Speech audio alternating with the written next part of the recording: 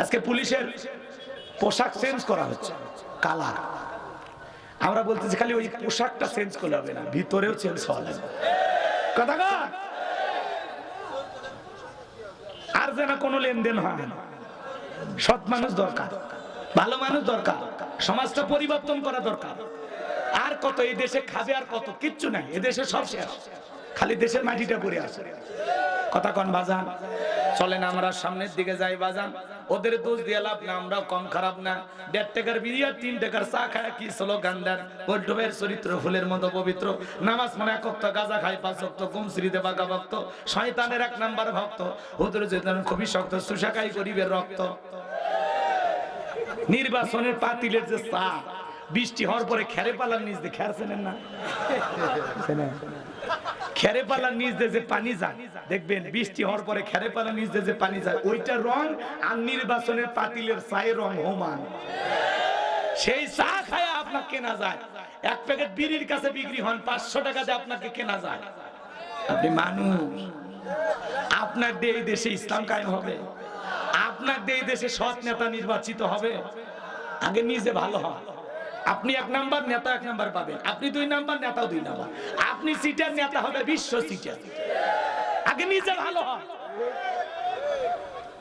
আপনি 500 টাকার জন্য বিক্রি হয়ে যাবেন। হ্যাঁ, এই দেশে আছে, আপনারা বিক্রি করেন, ঠিক আছে, ভালো করে দরদাম করে বেচবেন। এইবার 16 বছরের দাম একবারে নেবেন। জীবনে তো খাননি, টাকার মুখ দেখছেন। যে টাকা ইনকাম করলে পাওয়া যায়, সে টাকা বলে আমি নেতার কাছ থেকে নেবো কেন? উনি যদি নির্বাচন করতে গিয়ে 5 কোটি টাকা খরচ হয়, তো নির্বাচনে পাশ করার পরে টাকা তোলা লাগবে না? তাহলে কাছের মানুষদের উচিত বিপদের দিনে সান্ত্বনা দেয়া, সবরের ওয়াজ করা, ধৈর্যের ওয়াজ করা। কিন্তু নবীর চাচা আবুল আহাব এতটাই খারাপ, শুধু আবুল আহাব খারাপ না, আবুল আহাবের বউ খারাপ। ওটা সূরা আহাবের তাফসীর বললে আপনারা বুঝতে পারবেন। কষ্ট হয় নাকি? গভীর মনোযোগ দিয়ে কথাগুলো শুনবেন বাজান। আমি গুনাহগার যে কথা বলতে চাই, নবীজির সমালোচনা করে, একে তো সন্তান হারানোর ব্যথা, আবার আপন মানুষদের সমালোচনা, নবীজির মনের কষ্ট কমে না বাড়ে। নবীজির ছেলে সন্তানগুলো কেন শিশুকালে মারা গেল? একটা ছেলেও কেন যৌবন পর্যন্ত জীবিত থাকলো না? এই পৃথিবীর জমিনে অনেক পয়গাম্বরের সন্তান জীবিত ছিল, কিন্তু নবীজির একটা ছেলেও কেন জীবিত থাকলো না? আল্লাহ তাআলা কেন তাদেরকে শিশুকালে উঠিয়ে নিলেন? এর পিছনে কারণ আছে না নাই? নবীজির ছেলে সন্তানগুলো শিশুকালে বিদায় নেওয়ার পেছনে কারণ আছে 3টি। জোরে বলেন কয়টি? নবীর উম্মত হিসেবে জানতে মনে চায় না? কারা কারা শুনতে চান 2 হাত তুলে আল্লাহকে দেখান। শুনবেন, শুনবেন, লিল্লাহি তাকবীর। হাত নামান বাজান। কি সেই 3টি কারণ? যদি আমি বলতে চাই তাহলে 3 নম্বর আয়াতের আলোচনা শুরু করা লাগবে। আমি কি 1 নম্বর আয়াত বাদ দিয়ে 3 নম্বরে যাব, নাকি আস্তে আস্তে শুরু করা যাক? ধৈর্য আছে তো ভাই? নবীজির ছেলে সন্তানগুলোকে আল্লাহ তাআলা কেন শিশুকালে উঠিয়ে নিলেন? একটা ছেলেও কেন জীবিত থাকলো না? এর পিছনে কি সেই 3টি রহস্য, কি সেই 3টি কারণ? আমি অবশ্যই আপনাদেরকে বলবো ইনশাআল্লাহ।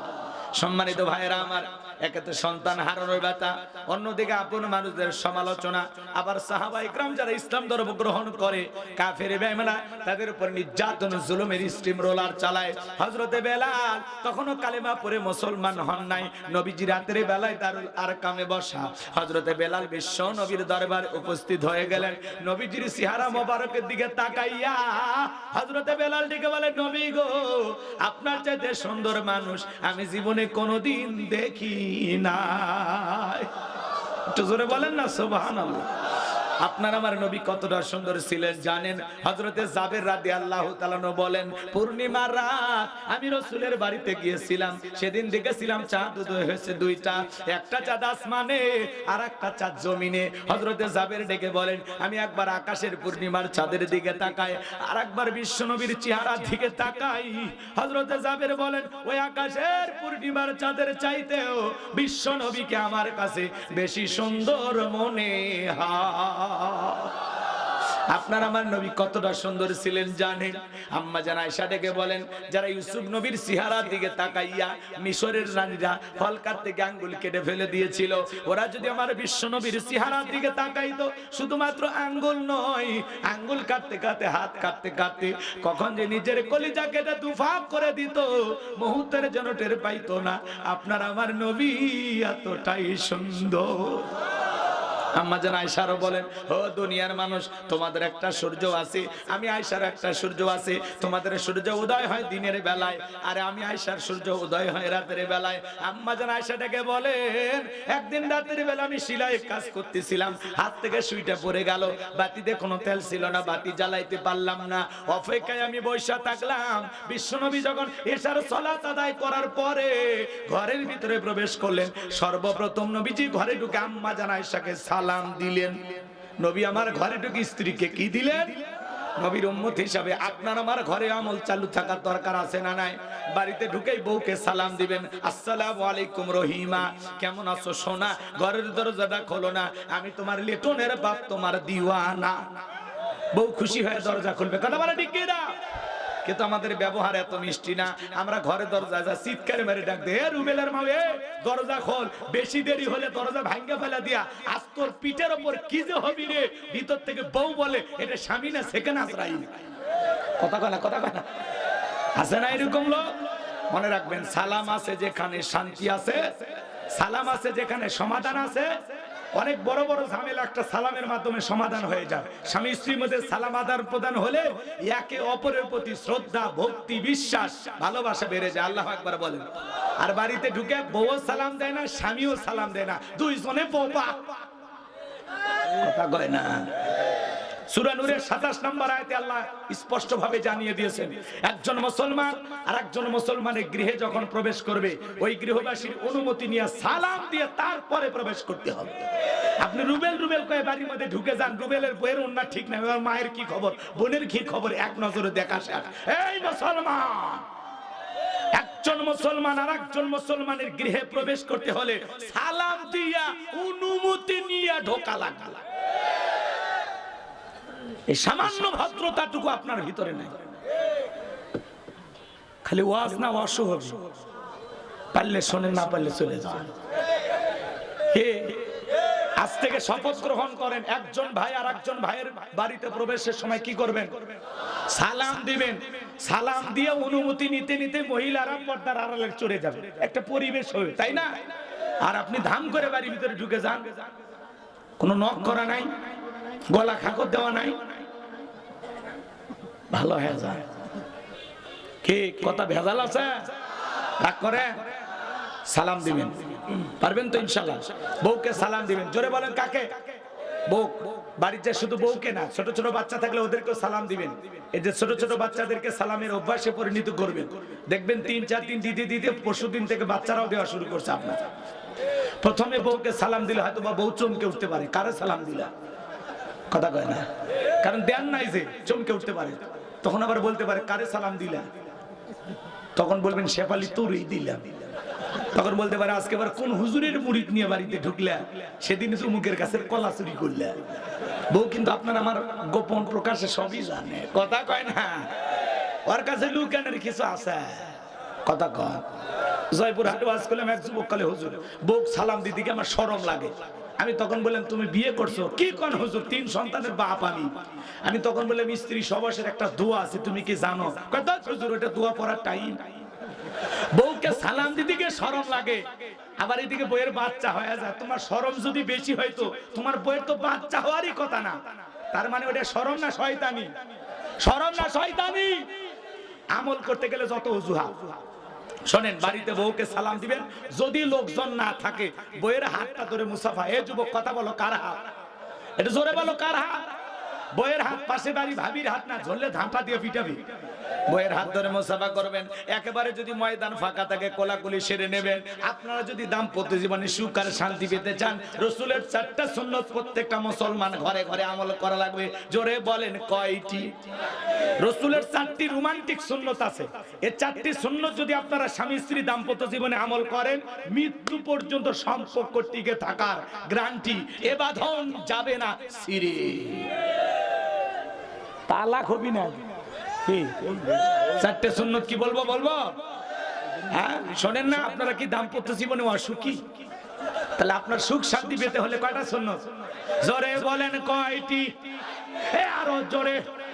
জোরে হলো না, একটু মিছিল করে অভ্যাস করেন। 16 বছর মিছিল করতে পারেন, সামনে মিছিল করা লাগবে। মার্কা রে মার্কা। নেতা রেডি আছে, খালি মার্কা বের হলে হয়। কথা মহিলারা হয়েছে ঠিক আছে, মহিলাগুলো পরে সাইজ করতেছে। পাগলি গুলো ঠিক করলে পুরো ঘর ঠিক, ঘরে শান্তি বাহিরেও শান্তি। কথা কয়? হ্যাঁ, এর আগে বাপরে বাপ মহিলা ক্ষমতায় থাকার কারণে 16 বছর কিচ্ছু বলা যায়নি। ওরা এমন কায়দায়, মানে সেই ব্যবহার, মনে করে আমার ঘর জামাই পাচ্ছে। একটু অপেক্ষা করেন, পাগলি করে পরে সাইজ করতেছে। রাগ করতেছেন আপনারা? তাহলে 4টি সুন্নত কি কি আমি বলবো এখনই, তাহলে আলোচনা তো এলোমেলো হয়ে যাবে। শেষের দিকে মনে করা দেন। কারা কারা শুনবেন একটু হাত তোলেন তো বাজান। লিল্লাহে তাকবীর। তার মানে সমস্যা আছে, সমাধানও হবে, একটু অপেক্ষা করেন। আমার ভাইয়ের, আমি যে কথা বলতে চাচ্ছিলাম, হৃদয়ের কান পেতে কথাগুলো শুনে যান বাজান। আম্মা জান আয়েশা ডেকে বলেন, নবীজি যখন সালাম দিয়ে ঘরের ভিতরে প্রবেশ করলেন, আম্মা জান আয়েশা ডেকে বলেন, নবীজির চেহারার হালতে সুইটা কই পড়ে আছে আমি পরিষ্কার দেখতে পেয়েছি। বলুন সুবহানাল্লাহ। নবীর সম্মান মর্যাদা কত জানেন? এক জায়গায় ওয়াজ করলাম, ভাই বলেন তোমাদের নবীর নাম কি? বলে হুজুর আব্দুল কাদের জিলানী। পীর সাহেবের নাম মুখস্থ আছে, কিন্তু কপাল পোড়া, দয়ার নবীর নামটাও বলতে পারে না। নবীর সম্মান মর্যাদা কত জানেন? যে নবী হা বললে তামাম পৃথিবীবাসীর জন্য আল্লাহ পাক হালালে পরিণত করে দেয়, যে নবী না বললে তামাম পৃথিবীর মানুষের জন্য আল্লাহ পাক সেটাকে হারামে পরিণত করে দেয়। যে নবী জমিনে পথ চললে আসমানের মেঘ এসে ছায়া প্রদান করত, যেই নবীর চেহারার উপরে মশা মাছি পড়া হারাম। বিশ্ব নবী যখন ঘেমে যেতেন, আম্মা জানেরা নবীজির দেহের ঘামগুলো সুগন্ধি, এদিকে খেয়াল করেন, শিশির ভিতরে জমা রাখতেন। বিশেষ দিনে নবীজির দেহের ঘামগুলো সুগন্ধি হিসেবে ব্যবহার করা হতো। হযরতে আনাস দেখে বলেন, নবীর দেহের ঘামের সুগন্ধির চাইতে জীবনে কোনোদিন এত সুগন্ধি আমি আমার নাকে পাই না। বিশ্ব নবী যদি থুথু নিক্ষেপ করতেন, সেখান থেকে সুগন্ধি বের হইত। কেমন নবী পাইছি? যে নবী আসমানের চাঁদের দিকে ইশারা করলে চাঁদ 2 টুকরো হয়ে যায়, জমিনে পা তুলে মাওলা পাকের আরশে আজিমে পৌঁছে যায়। সুবহানাল্লাহ। যেই নবীর চেহারার দিকে তাকাইলে পেটের ক্ষুধা নিবারণ হয়ে যাইতো। সুবহানাল্লাহ। যেই ছাগলের স্তনে দুধ নাই, বিশ্ব নবী যদি হাতটা লাগায় দিতেন, দুধে পরিপূর্ণ হয়ে যেত। যে খাবার 2-3 জন মানুষ খাবে, ওই খাবারে রাসূলের হাতটা লেগে গেলে শত শত মানুষ খাবার খেও যেমন খাবার তেমনি থাকতো। 1 নয় 2 নয়, বিশ্ব নবীকে আল্লাহ পাক 24,000 মর্যাদা দান করেছিলেন। চিৎকার মেরে বলুন সুবহানাল্লাহ। রাগ করতেছেন আমার কথায়? মন খারাপ করবেন না ভাইয়েরা আমার। সেই নবীর কাছে হযরত বেলাল, কথা মনে আছে না নাই? হযরত বেলাল ডেকে বলে, নবী গো, আপনার চাইতে সুন্দর মানুষ আমি জীবনে কোনোদিন দেখি নাই। নবী গো, আপনি কালেমার দাওয়াত দিচ্ছেন, ইসলামের প্রচার প্রসার করতেছেন, দয়া করে আমি বেলালকে একটু কালেমা পড়ায় দেন। বিশ্ব নবী পড়ায় দিলেন, লা ইলাহা ইল্লাল্লাহু মুহাম্মাদুর রাসূলুল্লাহ সাল্লাল্লাহু আলাইহি ওয়াসাল্লাম। হযরতে বেলাল কালেমা পড়ে মুসলমান হয়ে গেল। নবী আমার ডেকে বলে, বেলাল কালেমা পড়ে মুসলমান হয়েছো, আপাতত প্রকাশ করা যাবে না, কারণ ইসলামের অবস্থা এখন ভালো না। 3 বছর বিশ্বনবী গোপনে গোপনে কালেমার দাওয়াত দিয়েছিলেন, প্রকাশ্যে কালেমা উচ্চারণ করার ক্ষমতাও ছিল না। মক্কার 13 বছরকে 3 ভাগে ভাগ করা হয়, 3 বছর, 5 বছর, 5 বছর। আল্লাহু আকবার বলেন। আমি ওই দিকে যাব না, এতটুকু শুধু বলতে চাই, নবী আমার দেখে বলে, বেলাল ইসলামের অবস্থা এখন ভালো না, কালেমা পড়েছো, আপাতত প্রকাশ করা যাবে না। বাজান গো আমার, এখনো তাকায়া দেখেন তামাম পৃথিবীর দিকে, তামাম পৃথিবীর জালেম আর বেঈমানেরা ঐক্যবদ্ধ হয়েছে, ইসলাম আর মুসলমানকে জমিন থেকে বিদায় করে দেবে। কথা বলেন ঠিক কিনা? আজও কিন্তু ইসলামের অবস্থা ভালো না। তামাম পৃথিবীর সাদা চামড়ার দলেরা, ওই বোঝেন নাই, বোঝেন নাই, ওই যে তাকায় দেখেন ফিলিস্তিনের দিকে নেতানিয়াহু মুসলমানের রক্ত নিয়ে খেলা করতেছে। আজও কাশ্মীরে মুসলমানের রক্ত নিয়ে খেলা করা হয়, চীনের উইগুরে মুসলমানদেরকে হত্যা করা হয়। কথা কয় না কে? আজও ভারতে গরুর গোশত খাওয়ার অপরাধে মুসলমানদেরকে হত্যা করা হয়। এই তামাম পৃথিবীর জালেম বেঈমানরা ঐক্যবদ্ধ হয়েছে ইসলাম আর মুসলমানকে মুছে ফেলে দেবে, কথা বলে ঠিক কিনা? কিন্তু ওরা তো জানে না ইসলামের সুইচ কার হাতে।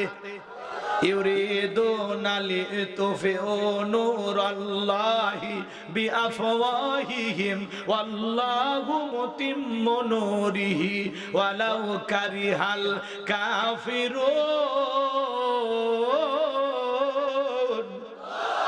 সূরা সফের ভিতরে আল্লাহ পাক জানিয়ে দিলেন কাফেররা চাই মুখের ফুৎকারে দিনের আলোকে, ইসলামের আলোকে, কোরআনের আলোকে নিভায়া দিতে। আমার আল্লাহ ডেকে বলেন আল্লাহু মুতিম্মু নূরিহি, এই জমিনে দিনের আলোকে, কোরআনের আলোকে, ইসলামের আলোকে আমি আল্লাহ পাক প্রতিষ্ঠিত করেই ছাড়বো। যদিও কাফির বেঈমানদের অন্তরে যত ধরনের জ্বালা যন্ত্রণা হোক না কেন, আল্লাহু আকবার, তামাম পৃথিবীর জালেম বেঈমানরা চায় ইসলাম আর মুসলমানকে মুছে ফেলতে। কিন্তু ওরা তো জানে না ইসলামের সুইচ কার হাতে। মুসলমানের সাথে আছেন কে? বাংলার জমিনেও যারা মুসলমানের রক্ত নিয়ে খেলা করেছিল বাজান, ওই সমস্ত, এদিক খেয়াল করেন, বাংলার জমিনেও যারা মুসলমানের রক্ত দিয়ে হাত রাঙাইতেছিল, সোনার মানুষদেরকে ফাঁসির দড়িতে ঝুলিয়ে বিদায় করেছিল, যারা শাপলা চত্বরে এতিম হাফিজ আলেমদেরকে হত্যা করেছিল, নির্ভয় মানুষদেরকে গুলি করে বিদায় করেছিল, মিথ্যা মামলা হামলা দিয়ে হাজার হাজার মানুষকে বছরের পর বছর জেলখানায় বন্দী করে রেখেছিল, যারা বাংলার ভূখণ্ডেও এই দেশের মুসলমানের উপরে জুলুম করেছিল, অত্যাচার করেছিল, আজকে তারা ক্ষমতার চেয়ারে আছে না পালাইছে? এজন্য মুসলমানের রক্ত নিয়ে খেলা করতে নাই। কোন অপরাধ ছিল না। 30-40টা মামলার আসামি বিএনপি করে ভাই, এমনি ভাই বাড়ি ঘুমাইতেছে আর মামলা দিয়েছে উনি নাকি গাড়ি পোড়াইছে। জীবনে কোনোদিন একটা অটো ঢেল মারেনি। অটো কে ভাই মারছে?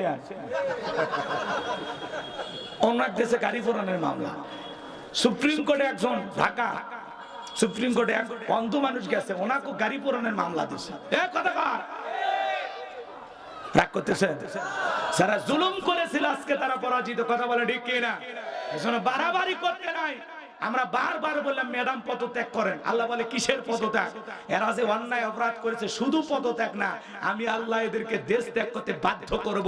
ইন্না বাতশা রাব্বিকা লাশাদীদ, আল্লাহর পাকড়াও বড় কঠিন।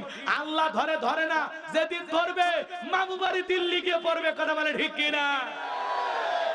ঈশ্বর চাচাকে বলা হয় স্বৈরাচার শাসক। ঈশ্বর চাচা ক্ষমতার থেকে পদত্যাগ করে জেলে গেছে, দেশ ছাড়েনি, বাপের বেটা। দেশ নেত্রী বেগম খালেদা জিয়া অসুস্থ হয়ে জেল কেটেছেন, দেশে পড়েছিলেন, দেশ ছাড়েনি, বাপের বেটি। কাতারের আমির বিমান দেশে রাজকীয় ভাবে কি সম্মান নিয়ে দেশ থেকে বিদেশে গেল চিকিৎসা করার জন্য। আল্লাহ আকবার। আল্লাহ সম্মান দিলে এভাবেই দেয়।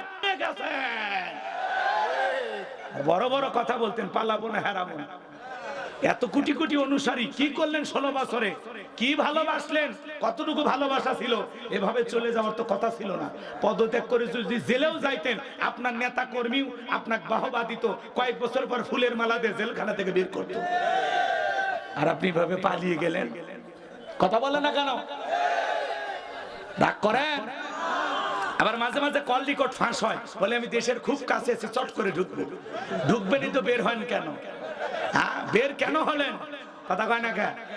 আমাদের মায়া দয়া বেশি। আমরা বলি আপনি আসেন, এই দেশ আপনার বাবার, এই দেশ আপনার স্বামীর, আপনি আসেন তো, তাড়াতাড়ি আসেন, যেদিক যেমন চায় আসেন। কথা কয় না? কথা কয়।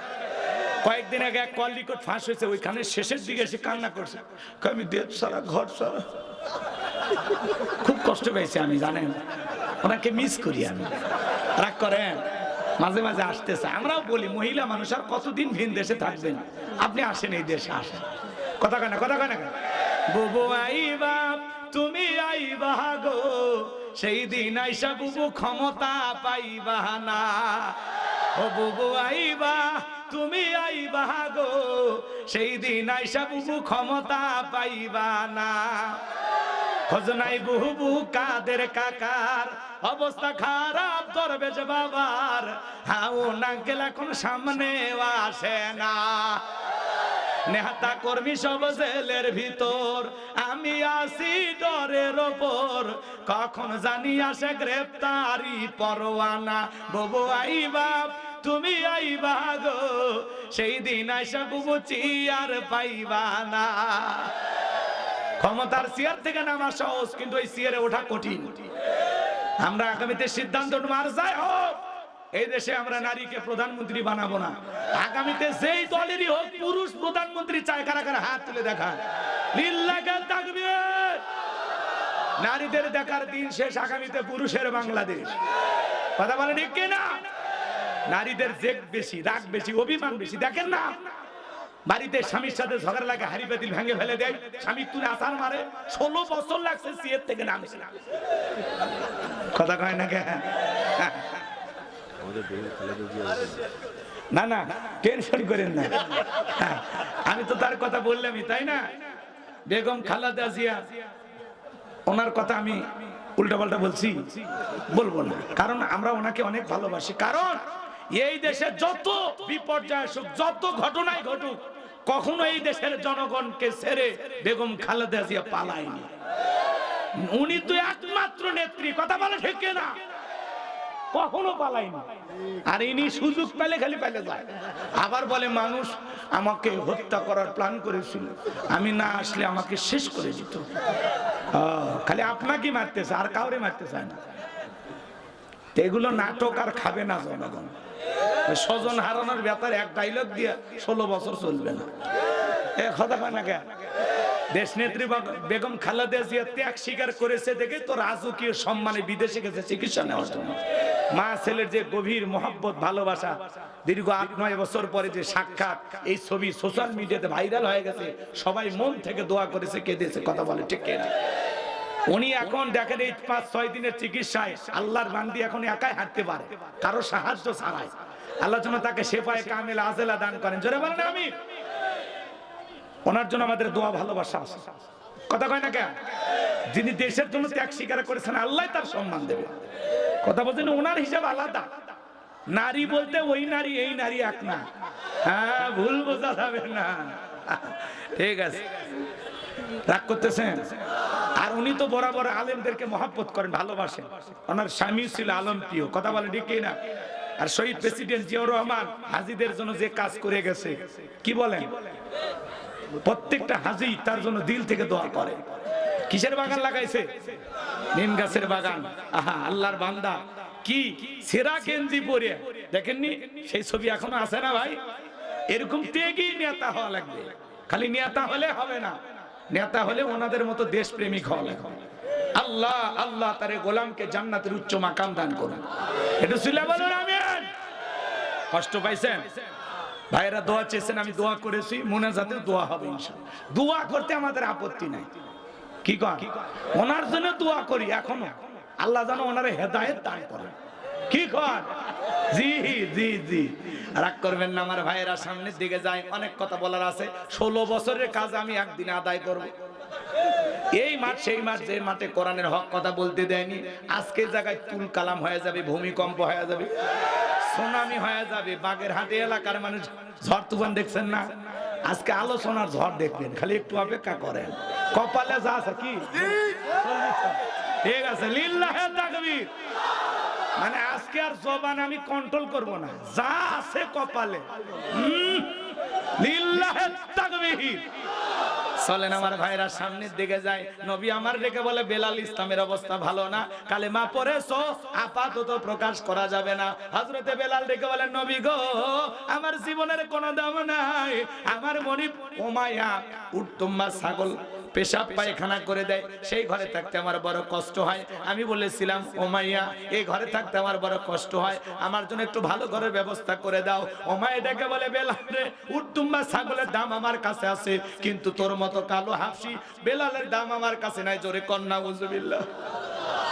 নবী গো, আপনি শুধু আমার জন্য দোয়া করেন, মৃত্যু পর্যন্ত যেন কালেমার পথে টিকে থাকতে পারি। এই কথা বলে হযরতে বেলাল চলে গেলেন। আমার ভাইয়েরা, লম্বা ঘটনা আমি লম্বা করব না, সংক্ষিপ্ত করে আপনাদেরকে একটু শোনায় দেই। পরের দিন সকালবেলা সূর্য উদয় হয়ে গেছে, অনেকটা বেলা হয়ে গেছে। হযরতে বেলাল দরজা খোলে না। অন্য চাকর যারা আছে নালিশ নিয়ে চলে গেছে উমায়ের কাছে। যা বলে, নেতা এখন পর্যন্ত বেলাল দরজা খোলে নাই, তাই নাকি? বলে, হ্যাঁ ঠিক আছে, চলো যাই।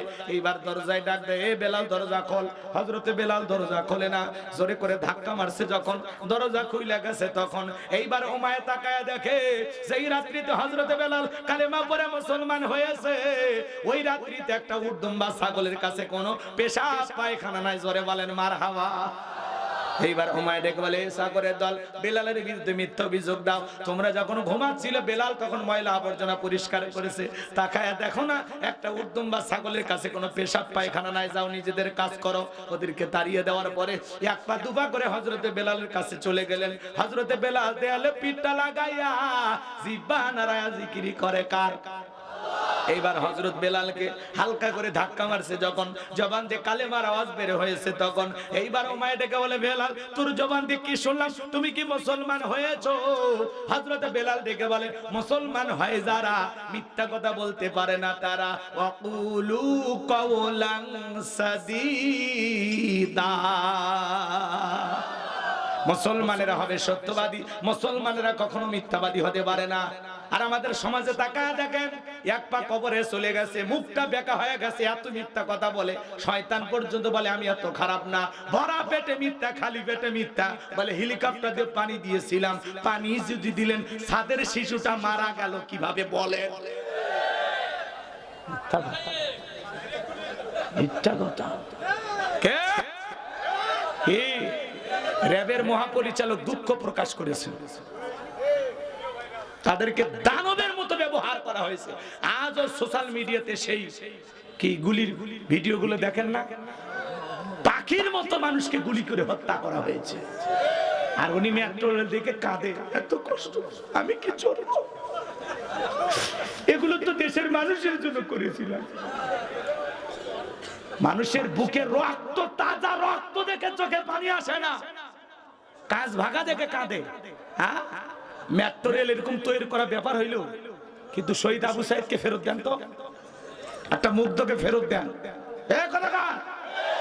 কারো বাবার ক্ষমতা আছে যে আপনি সাথে থাকেন, আমার আমি আছি আপনার সাথে। রাগ করতেছেন নাকি আমার ভাইয়েরা?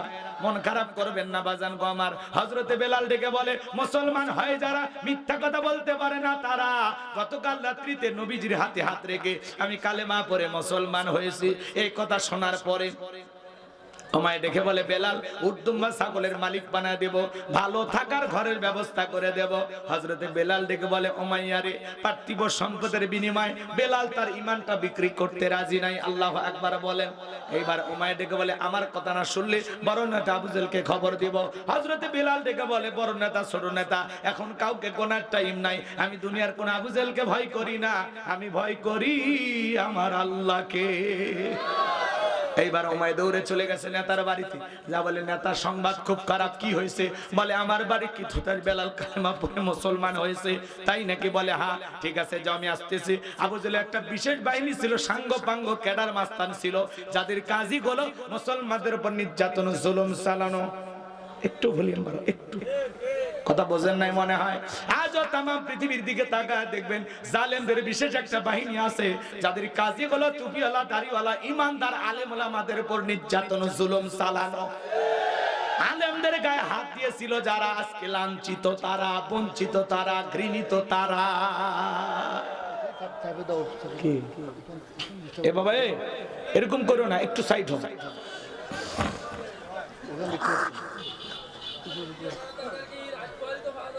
রাগ করতেছেন নাকি আপনারা? গভীর মনোযোগ দিয়ে গুনাহগারের কথাগুলো শুনে যান বাজান। এইবার আবু জেহেল কাদার মাস্তান সাঙ্গ পাঙ্গনি উমাইয়ার বাড়িতে হাজির হয়ে গেল। বেলালকে ডাকে বলে বেলাল এইদিকে আয়। বেলালের সব কি শুনছি, তুমি নাকি মুসলমান হয়েছো? হযরতে বেলাল ডেকে বলে হ্যাঁ, গতকাল রাত্রিতে নবীজির হাতে হাত রেখে আমি কালেমা পড়ে মুসলমান হয়েছি। আবু জেহেল ডেকে বলে বেলাল রে, আমি তোরে পার্সোনাল ভাবে মহাব্বত করি, তোমার উপর একটা বিশেষ নজর ভালোবাসা আমার আছে। বেলাল তুমি যদি চাও উর্দুম্বা ছাগলের মালিক তোমারে বানায়া দেব, ঘর বাড়ির ব্যবস্থা করে দেব, ব্যবসা বাণিজ্য যদি করতে চাও দিরহাম টাকা পয়সা যা লাগে দেব। এ বেলাল তুমি চাইতে দেরি, তোমার চাহিদা আমরা পূরণ করতে দেরি করব না। হযরতে বেলাল ডেকে বলে আবু জেহেল রে, দুনিয়ার সব সম্পদ যদি আমি বেলালকে দিতে চাও, দুনিয়ার সব সম্পদ ছাড়তে রাজি, কিন্তু বিশ্ব নবীর কালেমা ছাড়তে রাজি নাই। বলুন আল্লাহু আকবার। বিলালের মতো যারা খাঁটি ইমানদার, এদেরকে টাকা দিয়া কেনা যায় না। মুনাফিক মার্কা মুসলমান যারা টাকার কাছে বিক্রি হয়, তারা টাকার জোরে ওদের ফতুয়া ঘরে। টাকা পাইলে বাতিলের পাঁচাটা গোলাম হয়। টাকা পাইলে বৈধকে অবৈধ বলে ফতুয়া দেয়, অবৈধকে বৈধ বলে চালিয়ে দেয়। টাকার জোরে ওদের ফতুয়া ঘরে। এক প্যাকেট বিরিয়ানি পাইলে ম্যাডাম আপনি জান্নাতি, কথা কয় না। রাগ করেন নাকি আপনারা? বেলালের মতো যারা খাঁটি ইমানদার, এদেরকে টাকা দিয়ে কেনা যাবে না। এইবার আবু জেহেল ডেকে বলে, বেলাল এত বড় লোভনীয় প্রস্তাব দিলাম, রাজি হইলা না। সোজা আঙ্গুলে ঘিউ না উঠলে আঙ্গুলে একটু বাঁকা করা লাগবে। এই কথা বলে যুবকদের লেলিয়ে দিল, চাবুক দিয়ে পিটাও। হযরতে বেলালকে চাবুক দিয়ে পিটাইতে পিটাইতে কালো চামড়া গুলো পেটে রক্ত ঝরা শুরু হয়ে গেল। বাজার ওরা যত জোরে চাবুক মারে, বেলাল তত জোরে আল্লাহর নামের জিকিরি করে। চাবুক দিয়ে পিটাইতে পিটাইতে কালো চামড়া গুলো পেটে রক্ত ঝরতেছে।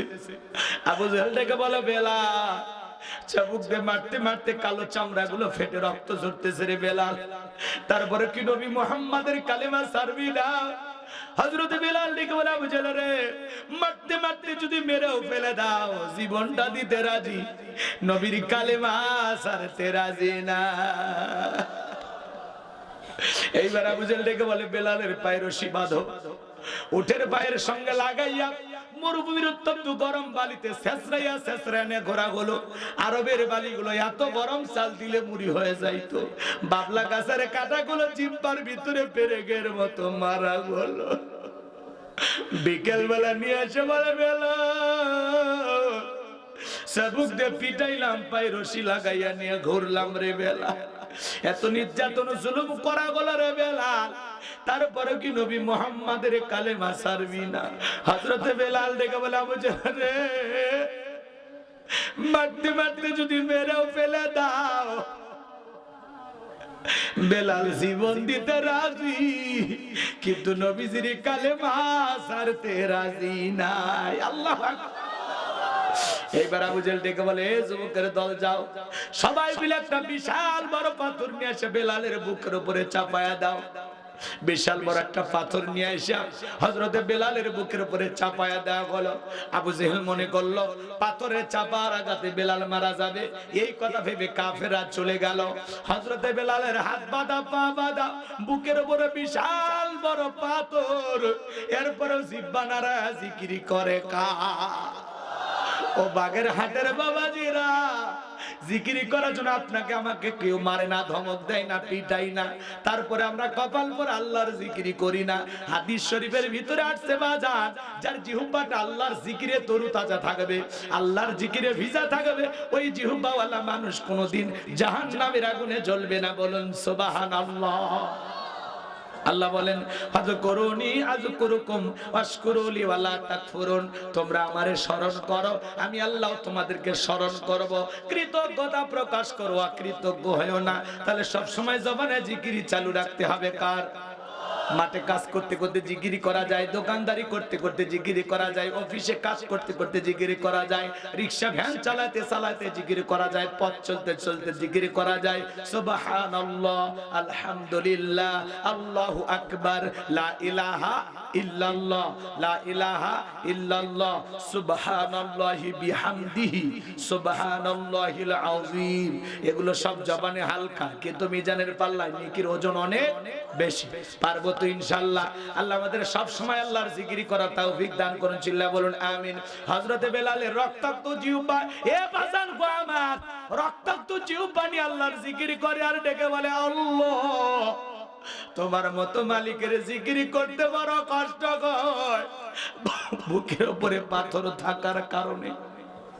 তুমি তো সেই আল্লাহ, ইব্রাহিমের জন্য যদি নমরুদের আগুনকে ফুলের বাগান বানায় দিতে পারো, ও আল্লাহ তুমি কি পারো না আমি বেলালের বুকের পাথরটাকে তুলার মতো নরম বানায় দিতে?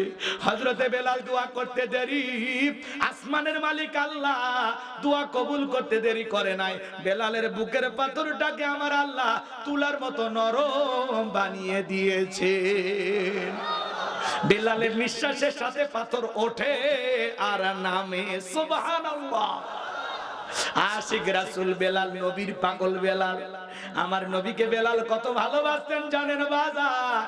বিশ্ব নবী যখন মক্কা নগরীতে পথ চলতো, বেলাল একবার ডানে যায় আর একবার বামে যায়। আমার নবী ডাইকে বলে, বেলাল বুঝিনি, একবার ডানে যাও একবার বামে যাও, ব্যাপারটা কি?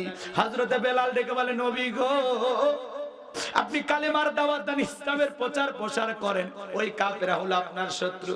আপনাকে টার্গেট করে যদি তীর নিক্ষেপ করে গো নবী, ওই তীরটা যেন সর্বপ্রথম আমি বেলালের বুকের ভেতরে ঢোকে, আবার বাম দিকে যায়। মনে মনে ভাবি, ওরা যদি বাম দিকে তীর নিক্ষেপ করে গো নবী, ওইটা যেন সর্বপ্রথম আমি বেলালের বুকের ভেতরে ঢোকে। আমি বেলাল মারা গেলে ইসলামের ক্ষতি হবে না, আপনি নবী মারা গেলে ইসলাম আর মাথা উঁচু করে সামনের দিকে দাঁড়াতে পারবে না। বলুন আল্লাহু আকবার। আমার নবীকে বেলাল কত ভালোবাসতেন জানেন বাজার? বিশ্ব নবী যেদিন ইন্তেকাল করেছিলেন, রবিউল আউয়াল মাসে সোমবারের দিন আপনার আমার নবী দুনিয়ার থেকে বিদায় নিলেন। হযরতে বেলাল ছোট্ট বাচ্চার মতো ফুপিয়ে ফুপিয়ে কান্না করে আর ডেকে বলে, আমি আর জীবনে কোনোদিন আজান দেব না। আমি আজান দেওয়ার পরে বিশ্ব নবী ইমামতির মুসল্লায় দাঁড়াবে না, আমি বেলাল আর কোনোদিন আজান দেব না। সাহাবায়ে কেরাম ডেকে বলে, বেলাল কান্না করো না, বেলাল কান্না করো না, ও বেলাল চুপ করো। বেলাল কারো কথা শোনে না, বেলাল হাউমাউ করে কাঁদে আর বলে, না না, আমি বেলাল মদিনায় থাকলে পাগল হয়ে যাব। মদিনার অলিতে গলিতে নবীর সাথে আমার হাজারো স্মৃতি। সোমবারের দিনে নবীজি ইন্তিকাল করলেন, তামাম পৃথিবীর উম্মতকে কাঁদিয়ে। বুধবারের দিনে বিশ্ব নবীর দাফন সম্পন্ন হয়ে গেল। আজও মদিনার সবুজ গম্বুজের নিচে আপনার আমার কলিজার টুকরা নবী শায়িত।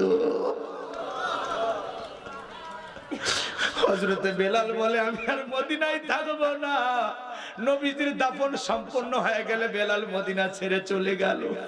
6টা মাস অতিবাহিত হয়ে যায়, বেলাল আর মদিনায় আসে না। নবী আমার 6 মাস পরে ঘুমের ঘরে ডাইকা বলে, বেলাল। কত মানুষ দূর দূরান্ত থেকে আইসা আমি নবীর কবরের পাশে দাঁড়ায়া সালাম দেয়, বেলাল আয় আয় আয়, মদিনায় আইসা আমি নবীকে একবার সালাম দিয়া যা। এ বেলাল আয় আয় আয়। নবী যখন ঘুমের ঘরে বেলালকে ডাক দিলেন, বেলাল আর দেরি করলো না। 6 মাস পরে বেলাল আবার মদিনায় চলে আসলো বাজার। সাহাবায়ে কেরাম ডেকে বলে, বেলাল দাও না একবার আজান দাও, কতদিন হয়ে গেল তোমার কণ্ঠে আজান শুনতে পাই না।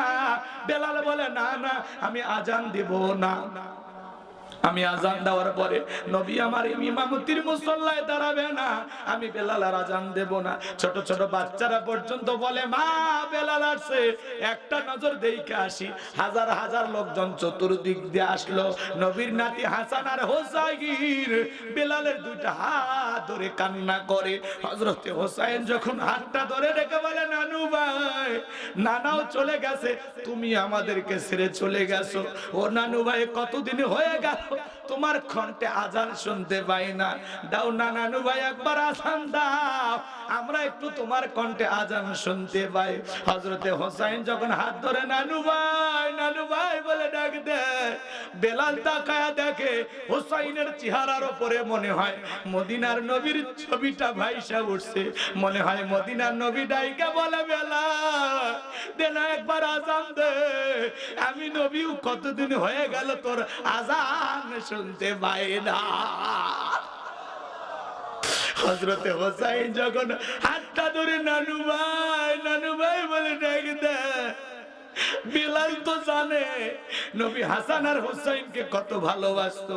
হোসাইনের অনুরোধ বেলাল ফেলাইতে পারলো না বাজার।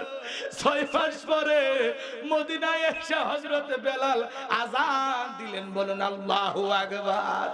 যখন বেলাল বলেছেন আশহাদু আন্না মুহাম্মাদুর রাসূলুল্লাহ, বেলাল অজ্ঞান হয়ে মদিনার জমিনে পড়ে গেল। আল্লাহু আকবার। কেমন আশিকে রাসূল ছিল বেলাল বাজার। এখান থেকে ঘটনা আরো লম্বা করতে গেলে কষ্ট হবে আপনাদের, আমি ওইদিকে যাব না। সত্যিকারে আশিক রাসূল বেলাল ছিল বাজার, সেই বেলালের উপর নির্যাতন জুলুমের কথা বিশ্বনবীর কান পর্যন্ত যখন পৌঁছে গেল, আমার নবী ডেকে বলে, আবু বকর, বিলালের কষ্টের কথা আমার আর সহ্য হয় না, যাও যাও তুমি আমার বেলালের জন্য একটা কিছু করো। হযরত আবু বকর সিদ্দিক রাদিয়াল্লাহু তাআলা আনহু কয়েক গুণ দাম বেশি দিয়া গোলামের জীবন থেকে হযরত বেলালকে আজাদ করলেন, মুক্ত করলেন। বলুন আল্লাহু আকবার। এই যখন ইসলামের অবস্থা, একদিকে সন্তান হারানোর ব্যথা, কাফেরদের সমালোচনা, অন্যদিকে সাহাবায়ে কেরামদের উপর নির্যাতন জুলুম, এই জন্য নবীজির মনটা ভীষণ খারাপ। নবীর যখন মন খারাপ, নবীকে সান্ত্বনা দেওয়ার দায়িত্ব কার? একটু চিল্লায় ডাকবেন কার? আমার আল্লাহ ডেকে বলে, জিবরাইল রে, আমার বন্ধুর মা নাই, বাবা নাই, আমি ছাড়া আমার বন্ধুর কেউ নাই রে জিবরাইল, আর করিস না দেরি, আমার বন্ধুর মনটা হয়েছে ভারী, আমি আল্লাহ সইতে নাহি পারি। লাহু মাহফুজ থেকে সূরা কাউসার নিয়ে যায় আমার বন্ধুর উপরে নাজিল কর তাড়াতাড়ি। আল্লাহু আকবার। নবী আমার মুস্কি মুস্কি হাসেন আর ডেকে বলেন, আনাস, আমার মনটা কেন খারাপ তোমরা জানো কি? তোমার মুস্কি হাসি দেওয়ার কারণ হলো এই মাত্র আসমান থেকে জিবরাইল এসে আমার উপরে সূরা কাউসার নাজিল করলো। বিশ্বনবী তখন সাহাবায়ে কেরামদের সামনে হাসতে হাসতে সূরা কাউসার তিলাওয়াত করে শুনিয়ে দিলেন। সবাই একটু জবান ছেড়ে তিলাওয়াত করুন। ইন্না আ'তাইনাকাল কাউসার ফাসাল্লি লিরাব্বিকা ওয়ানহার ইন্না শানিয়াকা হুয়াল আবতার। আল্লাহু আকবার। আমার আল্লাহ পাক জানিয়ে দিলেন, ইন্না আ'তাইনাকাল কাউসার, অবশ্যই আমি আল্লাহ পাক আপনাকে হাউজে কাউসার দান করেছি। বলুন সুবহানাল্লাহ। ইন্না আ'তাইনাকাল কাউসার, অবশ্যই আমি আল্লাহ পাক আপনাকে হাউজে কাউসার দান করেছি। এই হাউজে কাউসারের পানি, এদিকে খেয়াল করেন, পৃথিবীর অন্য কোন পয়গম্বরকে আল্লাহ পাক দান করেন নাই। আপনার আমার নবীকে আল্লাহ পাক হাউজে কাউসার গিফট করেছেন, হাউজে কাউসার দান করেছেন। চিৎকার মেরে বলুন সুবহানাল্লাহ। ইন্না আ'তাইনাকাল কাউসার, নিশ্চয়ই আমি আল্লাহ পাক আপনাকে হাউজে কাউসার দান করেছি। সুবহানাল্লাহ বলেন। কাউসারের পানি দুধের মতো সাদা, মধুর চাইতে মিষ্টি, পানির চাইতে ক্লিয়ার বাজার। ওই কঠিন কিয়ামতের ময়দানে যেদিন বিচার দিবস কায়েম হয়ে যাবে, বিচার দিবসের একদিন হবে 50,000 বছরের সমান। যেদিন সূর্য সহাত মাথার উপরে চলে আসবে, সূর্যের তাপে জমিনটা তামার জমিন হয়ে যাবে বাজার। এই পৃথিবীর ভূখণ্ডে যা দেখতেছেন, পাহাড় পর্বত নদী নালা খাল বিল বিল্ডিং ইমারত, কোনো কিছু থাকবে না। কুল্লু মান আলাইহা ফান, এই পৃথিবীর ভূখণ্ডে যা কিছু দেখতেছেন সবকিছু আল্লাহ ধ্বংস করে দেবেন। ওই কঠিন কিয়ামতের ময়দানে যেদিন বেঈমানদের জুব্বা, বেঈমানদের জিহ্বা কুকুরের মতো ঝুলে আসবে নাভি পর্যন্ত, যেদিন মা তার সন্তানের পরিচয় দেবে না, ভাই ভাইয়ের পরিচয় দেবে না, স্বামী স্ত্রীর পরিচয় দেবে না, ওই কঠিন কিয়ামতের ময়দানে আল্লাহর আরশের ছায়া ছাড়ার কোনো ছায়া থাকবে না। ওই ছায়ার ভিতরে আল্লাহ পাক 7 শ্রেণীর মানুষকে ছায়া দান করবেন। এই 7 শ্রেণীর মানুষের জন্য আল্লাহ তাআলা, এদিক খেয়াল করেন, আরশের নিচে ছায়া দান করবেন। এটা হলো কিয়ামতের ময়দানে আল্লাহ তৈরি করা ভিআইপি গ্যালারি। এখান থেকে তারা কিয়ামতের ফাইনাল খেলা উপভোগ করবেন। বলুন সুবহানাল্লাহ। মানুষ দলে দলে পানি পানি বলে চিৎকার মারবেন, বিশ্ব নবীর কাছে যাবেন হাউজে কাউসারের পানি পান করার জন্য। কিছু মানুষের চোখের সামনে আল্লাহ তাআলা পর্দার আবরণ তৈরি করে দিবেন। আমার নবী তখন দেখে বলবেন, আল্লাহ, সংখ্যায় আমি আমার অনেক উম্মতকে দেখতে পাইলাম, কেন জানি সংখ্যাটা কমে গেল, বুঝতে পারলাম না। আমার আল্লাহ তখন ডেকে বলে, বন্ধু, আপনি তো পাইকারি দরে সবাইকে হাউজে কাউসারের পানি পান করাইতে পারবেন না। দুনিয়ার জীবনে 2টা অপরাধ করেছিল যারা, আজকে হাউজে কাউসারের পানি পাবে না তারা। কয়টা অপরাধ? জোরে বলেন। এই 2টা অপরাধ আপনার আমার ভিতরে থাকতে পারে কিনা? কি সেই 2টা অপরাধ জানার দরকার আছে? একটু অপেক্ষা করেন বাজান। মানুষ যখন দলে দলে বিশ্ব নবীর কাছে যাবেন হাউজে কাউসারের পানি পান করার জন্য, এদিকে খেয়াল করেন হযরত আবু বকর সিদ্দিক রাদিয়াল্লাহু তাআলা আনহু পিয়ালাগুলো ভরায় দিবেন। শোনেন শোনেন, কে ভরায় দিবে? হযরত আবু বকর। হযরত আবু বকরের হাত থেকে নিয়ে হযরত ওমর বিশ্ব নবীর হাতে দিবেন। আর নবীজি তার আদরের উম্মতদেরকে খুঁজে খুঁজে হাউজে কাউসারের পানি পান করাবেন। বলুন সুবহানাল্লাহ। নবীজির হাতে এক পেলা হাউজে কাউসারের পানি যদি কেউ পান করতে পারে, জান্নাতে ঢোকা পর্যন্ত তার আর তৃষ্ণা লাগবে না, তৃষ্ণা মিটে যাবে। বলুন সুবহানাল্লাহ। নবীজির হাতে, এদিক খেয়াল করেন, নবীজি হাউজে কাউসারের পানি নিয়ে দাঁড়িয়ে আছেন, আপনি আমি যাবো আর পান করব। নবীজির হাতে কারা কারা হাউজে কাউসারের পানি পান করতে চান? হাত তুলে আল্লাহকে দেখান। আল্লাহ তাকায় দেখো, বাগের হাটের হাজার হাজার মানুষ নবীজির হাতে হাউজে কাউসারের পানি পান করতে চায়। আল্লাহ আমাদের সবাইকে তৌফিক দান করুন। আল্লাহ আমাদের সবাইকে নবীজির হাতে হাউজে কাউসারের পানি পান করার তৌফিক দান করুন। চিল্লা বলেন আমিন। আরেকটু জোরে বলেন আমিন। আরো একবার জোরে বলেন আমিন। হাত নামান। পানি চাইলেন আর পাইলেন, অত সহজ। কি কাজ করলে পানি পাওয়া যাবে? শোনেন শোনেন, আমি আপনাদের এলাকায় আসলাম বাজান। আসার পরে একটা ছেলের হাতে কিছু চকলেট দিলাম আর একটা বদনা দিয়ে বললাম, বাবা একটু পানি এনে দাও, একটু ওযু বানাবো। ওই ছেলেটা চকলেট পায়ে মারছে দৌড়, মাঝখানে আছাড় খাই পুড়ে গেছে, হাঁটু ছিলে গেছে, রক্ত বের হয়ে গেছে। কিন্তু চকলেট থাকার কারণে উঠে দাঁড়াইয়া বদনা ভরিয়ে পানি নিয়ে আমার সামনে হাজির। আমি তখন বললাম, বাবা এই পানিটা আনতে গিয়ে কষ্ট হয়েছে, মাঝখানে আছাড় খাই পুড়ে গেছো, হাঁটুটা ছিলে গেছে, রক্ত মনে হয় বেরিয়েছে, ব্যথা মনে হয় পাইছে। ওই চকলেট থাকার কারণে ছেলে বলতেছে, আমি এরকম কত পরে যাই আমার কিছুই হয় না। চকলেট থাকার আনন্দে ওই ছেলের কাছে ব্যথা যেমন ব্যথা মনে হচ্ছে না, কিয়ামতের ময়দানে নবীজির হাতে এক পেলা হাউজে কাউসারের পানি যদি পান করতে পারেন, আল্লাহ যদি আপনার আমার তকদিরে ভাগ্যে নসিবে রাইখা দেন, সেই সৌভাগ্যবান ব্যক্তি যদি হতে পারি, কিয়ামতের কঠিন দিন, ভয়ঙ্কর দিন আপনার কাছে কঠিন মনে হবে না, আল্লাহ সহজ করে দেবেন। চিন্তা করা যায়, নবী হাউজে কাউসারের পিয়ালা নিয়ে থাকবেন, আপনি যাবেন, কি ইচ্ছা হয় না? জোরে বলেন, হয় না? নবীজির হাতে হাউজে কাউসারের পানি আর আল্লাহর আরশের নিচে ছায়া যদি কারো ভাগ্যে জুটে যায়, সেই ব্যক্তি জান্নাতি, তারা টেনশন থাকবে না। সুবহানাল্লাহ বলেন। নবীজির হাতে এক পেলা হাউজে কাউসারের পানি পান করলে জান্নাতে ঢোকা পর্যন্ত আর তৃষ্ণাই লাগবে না, তৃষ্ণাই মিটে যাবে। এবার শোনেন, হাউজে কাউসারের পানি চাইলে তো পাওয়া যাবে না, কষ্ট করা লাগবে, কাজ করা লাগবে, ঠান্ডা পানিতে ওযু বানায় নামাজ পড়া লাগবে। কথা কয় না কেন? রাগ করেন নাকি? হঠাৎ করে কেউ নামাজ ধরছে, আগে যারা পুরাতন মুসল্লি নিয়মিত নামাজ পড়তো, এই নতুন মুসল্লি দেখে তারা ঠাট্টা করে, হ্যাঁ, আর সূর্য কোন দিক উঠছে? উত্তর পাড়ার বাদশা দিকে মসজিদে নামাজ পড়বি না 2 দিন পরে ছাইরে দিবি। কথা কয় না ভাই? এরকম বলে কি না? আমরা বলতে চাই, মুরব্বী সাবধান, সাবধান। দাওয়াত দিয়ে তো 5 জনকে মসজিদে আনতে পারেন না, তাহলে হঠাৎ করে কেউ নামাজ পড়ছে তার নিয়ে সমালোচনা কেন? ও নামাজ 2 ওয়াক্ত পড়বে না 2 দিন পড়বে, এটা এর ব্যাপার। কথা কথা পারলে তার জন্য দোয়া করেন যে, ভাতিজা তুমি হঠাৎ করে মসজিদে আসছো, দেখে দিলটা ভরে গেছে, আল্লাহর কাছে দোয়া করি আল্লাহ যেন মৃত্যু পর্যন্ত তোমাকে জামাতের সহিত নামাজ পড়া তৌফিক দান করেন। একটু জোরে বলেন আল্লাহু আকবার। ভালো মানুষের কাজ কি? মিলায়া দেওয়া, কাছে ডাকা। কথা কথা এই জমিনে আল্লাহর দ্বীন একদিন প্রতিষ্ঠিত হবে ইনশাআল্লাহ। আল্লাহ এই জমিনকে কোরআন আর ইসলামের জন্য কবুল করুন। চিল্লা বলুন আমিন। কষ্ট হয়, আলোচনা করব না দোয়া করব? বলেন, চলবে। লিল্লাহি তাকবীর।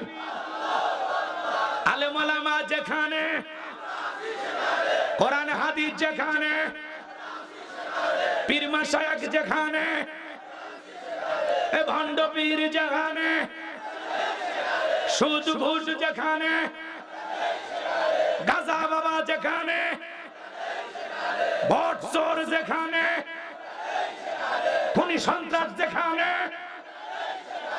ইয়াবাখোর যেখানে, নিশাখোর যেখানে, বিড়িখোর যেখানে, নামাজিরা যেখানে, লিল্লাহি তাকবীর।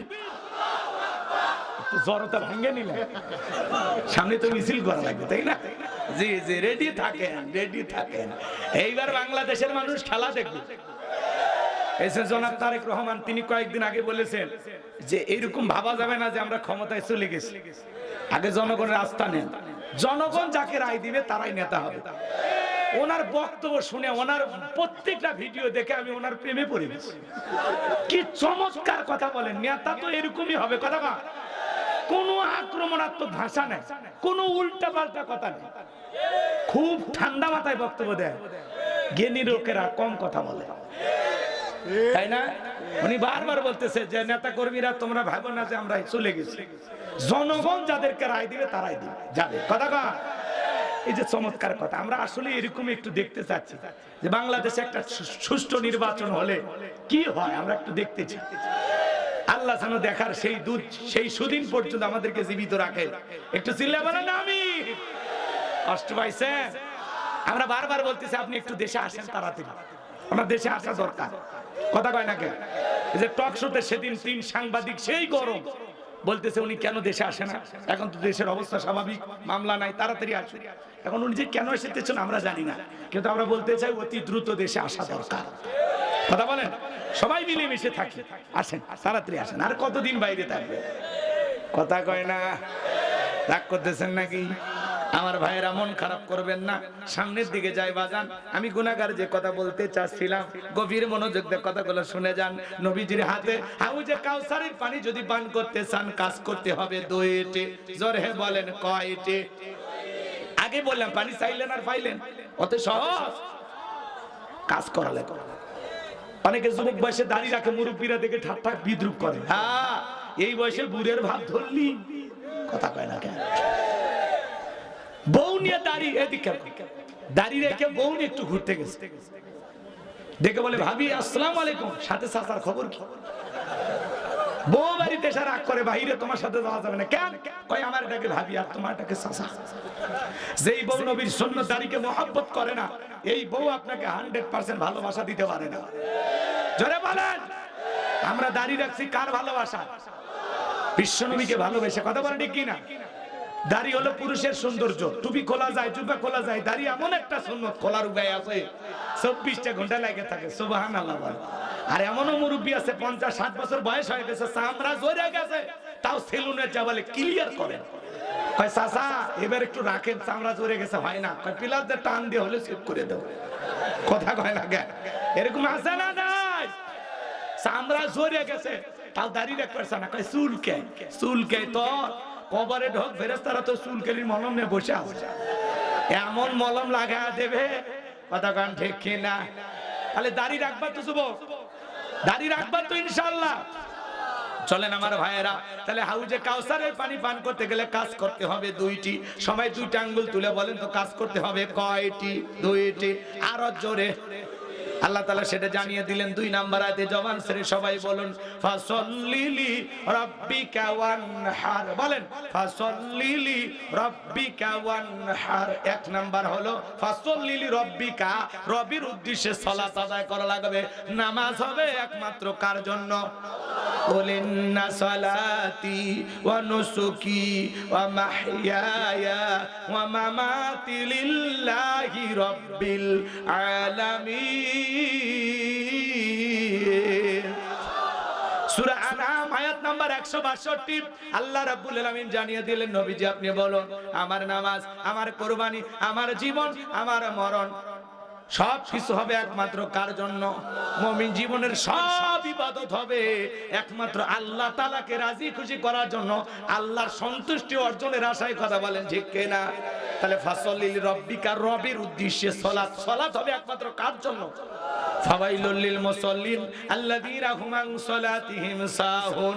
হতভাগা সে সমস্ত নামাজি, দুর্ভাগা সে সমস্ত নামাজি যারা লোক দেখানোর জন্য সালাত আদায় করে। তাহলে লোক দেখানোর জন্য নামাজ পড়া যাবে? নামাজ হবে কার জন্য?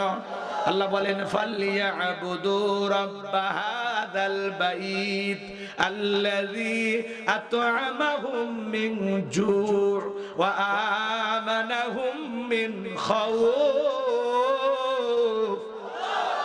আল্লাহ তাআলা ডেকে বলেন এই ঘরের মালিকের ইবাদত করো। ইবাদত যদি ইবাদতের মতো হয় বান্দা, 5 ওয়াক্ত সালাতে মাথা নত করা লাগবে কার কাছে? ইয়্যাকা না'বুদু ওয়া ইয়্যাকা নাস্তাঈন। তোমার ইবাদত করি, তোমার গোলামি করি, সাহায্য তোমার কাছে চাই। মুমিন জীবনে কিছু চাওয়া লাগলে কার কাছে? কোনো মা জানে না, কোনো বাবার কাছে না, কোনো নেতার কাছে না, চাইতে হবে কার কাছে? ভালো করে বুঝবেন। আল্লাহ বলে ফালিয়াবুদু রাব্ব হাযাল বাইত। এই ঘরের মালিকের ইবাদত যদি করতে পারো বান্দারে, 5 ওয়াক্ত সালাতে মাথা নত করে আমি আল্লাহকে যদি সিজদা দিতে পারো, তোমার নামাজ যদি নামাজের মতো হয়, ইবাদত যদি সঠিকভাবে করতে পারো, আমি আল্লাহ 2টা জিনিস তোমাদেরকে দেব। 1 নাম্বার বান্দা, রিজিকের টেনশন করা লাগবে না, আমি আল্লাহ তোমাদের রিজিকের ব্যবস্থা করে দেব। ও বাগেরহাটের বাবাজিরা, রাতের বেলায় 1টা 2টার দিকে একটা প্রাণী বের হয়, কুকু কইয়া ছিল, ওর নাম কি? শিয়াল। পণ্ডিত শিয়ালের নামে বাগেরহাটে কি ভাতের হোটেল আছে, মুরগির হোটেল আছে, ব্যাংকের অ্যাকাউন্টে টাকা জমানো আছে? ওরে খাওয়াই কে? সকালবেলা পাখি খালি পেটে নির থেকে বের হয়ে যায়, সন্ধ্যাবেলায় ওই পাখির পেটটা ভরে নিরে ফিরে আসার ব্যবস্থা করেন কে? আল্লাহ যদি পাখিকে খাওয়ায়, শিয়ালকে খাওয়ায়, আপনাকে আমাকে না খাওয়ায় রাখবে নাকি? জোরে বলেন। আল্লাহ বলে বান্দা নামাজ যদি নামাজের মতো আদায় করো, আমি আল্লাহ 1 নাম্বার তো রিজিকের ব্যবস্থা করব। রিজিক দেওয়ার মালিককে? ওয়ামা মিন দাব্বাতিন ফিল আরদি ইল্লা আলাল্লাহি রিজকুহা। সূরা হুদের ভিতরে আল্লাহ পাক জানিয়ে দিলেন এই পৃথিবীর জমিনে এমন কোন বিচরণশীল প্রাণী নাই যার রিজিকের ব্যবস্থা আমি আল্লাহ আসমান থেকে করি না।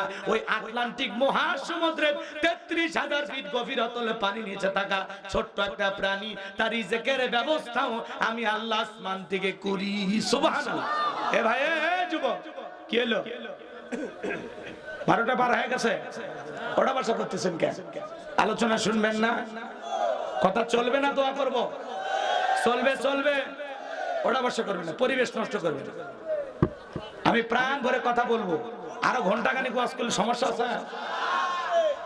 প্রত্যেকটা মাহফিলে আসবেন কিছু নেওয়ার জন্য, আমরা নিজেদেরকে পরিবর্তন করার জন্য মাহফিলে বসেছি। কিছু মেসেজ আপনাদেরকে আমি দেব, কথা বলেন। এখনো তো শুরুই করিনি, একটু অপেক্ষা করেন। মনে করেন হুজুর মাঝামাঝি অবস্থায় আছে, রাগ করেন। তারপরে যারা 2-1 জন চলে যাচ্ছেন, যদি পারেন আমার গাড়ির ড্রাইভারের কাছ থেকে আমার লেখা একটা বই আছে নিয়ে যাবেন, শেষ বিদায়। একজন মানুষকে নবীজির তরিকায় কিভাবে বিদায় করতে হবে, মৃত ব্যক্তিকে চুমা খাওয়া জায়েজ না হারাম, স্বামী স্ত্রী মারা গেলে একে অপরকে গোসল করাইতে পারবে কিনা, মৃত স্বামী স্ত্রীকে চুমা খাওয়া যাবে কিনা, আত্মহত্যা করে মারা গেলে তার জানাজায় যাওয়া যাবে কিনা, জান্নাত জাহান্নাম আখিরাত সহ কবরের সলজব সহ বিশেষ কিছু দোয়া সহ 2টা গজল সহ 76 পৃষ্ঠার এই বইটা যদি পারেন স্মৃতি হিসেবে নিয়ে যাবেন। বইটার নামই হলো শেষ বিদায়। এক কথায় নবীজির তরিকায় একটা মানুষকে শেষ বিদায় কিভাবে দিতে হয় প্রত্যেকটা কথার দলিল আছে। যদি পারেন গাড়ির ড্রাইভারের কাছ থেকে 50 টাকা হাতিয়ে দিয়ে নিয়ে যাবেন। আল্লাহ কবুল করুন, জোরে বলুন আমিন। ওই বইটার ভিতরে আমার মোবাইল নাম্বার সব ঠিকানা দেওয়া আছে। যারা বসে আছেন মুনাজাত পর্যন্ত থাকেন, যারা যাচ্ছে তাদের জন্য বললাম। রাগ করেন? হ্যাঁ, আলোচনা চলবে না, দোয়া করবো। এগুলো বই কিন্তু ওরা কিনবে না, ওরা কিনে উপন্যাস। প্রেম কেন কাঁদায়, যৌবনের মৌবনে অভিশপ্ত রাত, মিলন হবে কত দিনে, তোর মরণের পরে। এই যুবকদেরকে আমি সাইজ করবো কিছুক্ষণ পরে, কথা কন না কেন? ওদেরকে ঠিক করা লাগবে, ওরা ঠিক মানে পুরো দেশ ঠিক। যুবকেরা জেগে থাকলে পথ হারাবে না বাংলাদেশ। যুবকদের জেগে থাকা দরকার আছে না নাই? হ্যাঁ, যুবকদেরকে বিপদগামী হতে দেওয়া যাবে না। একটু অপেক্ষা কর। কি যুবকদের ওয়াজ হবে না? মহিলাদের আর যুবকদের ওয়াজ বাকি আছে। যাচ্ছি আমি সামনের দিকে। তাহলে বলেন রিজিক দেওয়ার মালিক কে? আল্লাহ বলে 1 নাম্বার রিজিকের ব্যবস্থা করব। 2 নাম্বার ওয়া আমানাহুম মিন খাউফ, সকল ভয় থেকে আমি আল্লাহ নিরাপত্তা দেব। সুবহানাল্লাহ বল। আপনার আমার ভিতরে এখন ভয় আছে না নাই ভাই? আপনি বিকাশের দোকানদার, বাগেরহাট শহর থেকে আপনার এই গ্রামের নাম কাঁঠালতলা আসবেন, রাত 2টা বাজে পকেটের মধ্যে 2 লাখ টাকা। কথা কোন আগে মনে মনে ভাবতেছেন আল্লাহ 2 লাখ টাকা নিয়ে কাঁঠালতলা পর্যন্ত যাইতে পারবো নাকি ছিনতাইকারী কবলে করে টাকা যান 2টা হারাবো? ভয় আছে না নাই? চোরের ভয় আছে না নাই? ডাকাতের ভয় আছে না নাই? আজকেও বাংলাদেশে 2-3টা ভিডিও ভাইরাল হচ্ছে, আপনারা দেখছেন পথে ঘাটে কিভাবে মানুষকে পিটায় হত্যা করতেছে। নিরাপত্তা নেই। এই সমাজে নিরাপত্তা আসবে সেই দিন, আল্লাহর কোরআন দিয়ে জমিনটা চলবে যেই দিন। কথা বলেন। মানুষের তৈরি করা নিয়ম নীতিতে কঠিন কালেও ৫৬,০০০ বর্গ মাইলের ৫৬ ইঞ্চি মাটিতেও শান্তি প্রতিষ্ঠিত হবে না। লাগবে কার আইন? চোর যদি চুরি করে কি করা লাগবে? আল্লাহর আইন আছে না নাই? ওয়াসারিকু ওয়াসারিকাতু ফাকতাউ আইদিয়াহুমা জাযাআম বিমা কাসাবা নাকালাম মিনাল্লাহ। ১৫০০ বছর আগে সূরা মায়েদার ৩৮ নম্বর আয়াতে আল্লাহ আইন দিয়েছেন, চোর পুরুষ হোক আর নারী হোক, অপরাধ যদি প্রমাণিত হয়, আল্লাহর বিধান, আল্লাহর ফয়সালা, চোরের ডান হাতের কবজি কেটে দাও। একটা চোরের হাত কেটে বাইতুল মাকারমের সামনে নিয়ে এসে সোশ্যাল মিডিয়াতে যদি আমরা প্রচার করতাম যে বাংলাদেশের পার্লামেন্টে আইন পাস করা হলো, চোর যদি চুরি করে হাত কেটে দেওয়া হবে, বিশ্বাস করেন একটা চোরের হাত কেটে খালি পরীক্ষা করেন, বাংলাদেশের সমস্ত চোরেরা তওবা করে আল্লাহর ওলি হয়ে যাবে। কিন্তু কে শোনে কার কথা? আজও গেল না মনের ব্যথা। এখন উচিত কথা যদি কই, পিঠের উপর দিয়ে যাবি মই। এ আনন্দে কিছু লোক কিনে খাবে বগুড়ার স্পেশাল দই। যত দোষ নন্দ ঘোষ, সত্যটা বললে দোষ, করলে অন্যায়ের প্রতিবাদ, নামটা হবে তোমার মৌলবাদ, নামটা হবে তোমার জঙ্গিবাদ। রাগ করতেছেন নাকি বাজান? এজন্য হক কথা বলা যায় না। বাংলাদেশে ৫৩ বছর চলে গেল, আজ পর্যন্ত বাংলাদেশের পার্লামেন্টে প্রত্যেকটা নেতাই মুসলমান, কিন্তু নামাজের মতো ন্যূনতম বিলও পাস করেনি। চোরের আইন কেমনে চালু করবে? সরিষাই তো ভূত। নেতা যখন চিন্তা করে যে বাংলাদেশের পার্লামেন্টে চুরির আইন চালু করি, তার আগে চিন্তা করে আমার হাতই তো আগে কাটা যাবে। কারণ যেই পরিমাণে দুর্নীতি করছে, দেশের টাকা বিদেশে পাচার করেছে, ১১ লক্ষ কোটি টাকা বিদেশে পাচার করেছে ওরা। ৯৩ বিলিয়ন ডলার বাংলাদেশের মানুষের ঘাড়ে ঋণের বোঝা চাপিয়ে দিয়ে চলে গেছে। এই দেশের রিজার্ভ ছিল ৪৭ বিলিয়ন ডলার, সেই রিজার্ভে টাকাই নাই। কথা কয় না, সব খায় গেছে। এই স্বাভাবিক আওয়াজ দিবা, এত টাইম নিয়ে কথা বলে হবে, চটপটে শেষ করে। কি রাগ করতেছে নাকি? ওই এমপি মন্ত্রীরা দুর্নীতি করেনি ভাই? দেশের টাকা বিদেশে পাচার করেনি? নেতা দেশি আর বাড়ি বিদেশি। কানাডা, আমেরিকায়, লন্ডন, কোন জায়গায় বাড়ি নেই? কথা কয় আছে না নাই? এমন নেতা আছে বাড়ির বিছানার চাদর বিদেশি, কথা কয় না, টাইলস বিদেশি, জানালার পর্দা বিদেশি, খেতা সিলাই করা সুইটাও বিদেশি। এমন নেতা আছে বিদেশি বউ, কথা কয় না। একটা দলের প্রধানমন্ত্রী থেকে শুরু করে এমপি মন্ত্রী, আমলা কামলা, নায়ক গায়ক, শিক্ষক, তৃণমূল পর্যায়ে নেতা কর্মী পর্যন্ত পালিয়ে গেছে, মসজিদের খতিবও পালিয়ে গেছে। এইরকম পতন পৃথিবীর ইতিহাসে কোন দলের হয়নি। ওরা বড় বড় কথা বলতে আছে, বাজান আছে, কথা বলেন আছে। মন্ত্রীরা সব কোথায় গেল, এমপিরা সব কোথায় গেল, কোথায় কাদের কাকা, ওদের সারা দেশটা এখন লাগে ফাঁকা ফাঁকা। পালাবো না, পালাবো না, পালাবো না, যায় না তাদের দেখা, ওদের সারা দেশটা এখন লাগে ফাঁকা ফাঁকা। আইন মন্ত্রী আটকে গেল আইনেরই ফাঁকে, দাড়ি সারা দরবেশটারে ভণ্ড ভণ্ড লাগে। শুনেছি ভাই কত নেতা নেত্রী খাইতেছে ভাই ডান্ডা, বিচারপতি কালামানিকের ফাটিয়েছে নাকি আন্ডা। এটা আমার খবর না, মিডিয়ার খবর। এই বিচারপতি শামসুদ্দিন মানিক আল্লামা সাইদি হুজুরকে মৃত্যুদণ্ডের রায় দিয়েছিল। আমরা বলতে চাই এই বিচারক নামের কুখ্যাত কালামানিককেও মৃত্যুদণ্ডের রায় দিতে হবে। এই বিচারপতি মানিক বিগত সরকারের ৫টা গোলাম ছিল, সাংবাদিক বোনকে অপমান করে রাজাকারের বাচ্চা বলে গালি দিয়েছিল, এদেশের ছাত্র আন্দোলনের সমস্ত ছাত্রদেরকে রাজাকারের বাচ্চা বলে গালি দিয়েছিল, এই দেশে ১১৬ জন আলেমের তালিকা করে দুদকের কাছে জমা দিয়েছিল। আমার রোল নাম্বার ছিল ২৩। আমার কত সিরিয়াল আপনারা চেনেন না, ওরা ঠিকই চেনেন জিনিসটা কি। কথা কয় না কেন? বাতিলদের টার্গেটে পরিণত হওয়া মানে তার মানে কি? ওয়াজে কাজ হচ্ছে। ওদের গায়ে যদি আমরা আগুন লাগাতে পারি, তার মানে লাইন মতোই ওয়াজ হচ্ছে। কি কি কি এই কালামানিকের বিচার হওয়া দরকার আছে না? না, পলকের ঝলক গেল, পলকের ঝলক গেল, থামিয়ে নেটের চাকা, ওদের সারা দেশটাই এখন লাগে ফাঁকা ফাঁকা। কোথায় গেল সংসদেতে মমতাজের গান, কোথায় গেল হযরত ওয়ালা স্বামী ওসমান। 70 রাকাত তাহাজ্জুদ পড়তো, বিরাট বড় আল্লাহর ওলি দাবি করত, 41 সাল পর্যন্ত টিকে থাকার স্বপ্ন দেখেছিল, কিন্তু 24 সালের 5 আগস্টে ভাগ্যে কি আছে আল্লাহর ওলিরা জানতো না। মাইক পেলে বলতো খেলা হবে, খেলা হবে। হ্যাঁ, শামীম ওসমান বক্তব্য দিত, আল্লাহর কসম বিএনপি আর কোনোদিন ক্ষমতাতে আসবে না। কত বড় ডাকাত, আজকে পালিয়ে গেলি কেমনি? বিএনপি এখন অলি গলি ঘুরিচ্ছে, তুমি কই? কথা কয় না কি ভাই? বক্তব্য শোনেননি শামীম ওসমানের? ওই বক্তব্য ভাইরাল আছে, কিন্তু টিটকেরি মারতো, কয় বিএনপি আসতে পারবে না। হ্যাঁ, মাইক পেলে তো খেলা হবে। আজকে পুরো বাংলাদেশের মাঠ পড়ে আছে, কিন্তু ওই খেলোয়াড়রা নাই। ওরা তো খেলোয়াড় ছিল না, পাক্কা দুর্নীতিবাজ ছিল। ভালো মানুষ পালায়, পালায় কারা? খুনি যারা, দুর্নীতিবাজ যারা। কথা বলে আজকে ভালো নেই কারা? আল্লামা সাঈদীকে বিদায় করেছে যারা, মতিউর রহমান নিজামীকে বিদায় করেছে যারা, গোলাম আজমকে বিদায় করেছে যারা, আজকে পালিয়ে ঘুরতেছে তারা। এদেশে লুকানোর জায়গা নাই।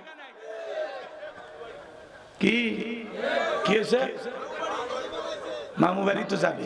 উনি তো এই দেশের প্রধানমন্ত্রী ছিল না, উনি ছিল ভারতের কর্মচারী। ভারত যেভাবে ঘুরাইতো ওইভাবেই ঘুরতো। দেখলেন না পৃথিবীর কোন দেশে জায়গা হলো না, ওই দেশে কেন বুঝেন না? উনি নিজেই বলেছিলেন আমি ভারতকে এত দিয়েছি, এত দিয়েছি, ভারত কোনদিন ভুলবে না। জি, এইবার চলেন ভাইয়েরা আমার। কি চাচা রাগ করছে? দোয়া করবো?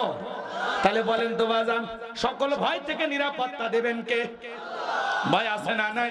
খুনের ভয়, টেন্ডারবাজি ভয়, সাদাবাজির ভয়। আজকে সমাজে হাজারো অপরাধ আছে বাজান, এই অপরাধগুলো বন্ধ হবে সেই দিন আল্লাহর কোরআন দিয়া এই জমিনে বিচার চালু হবে যেই দিন।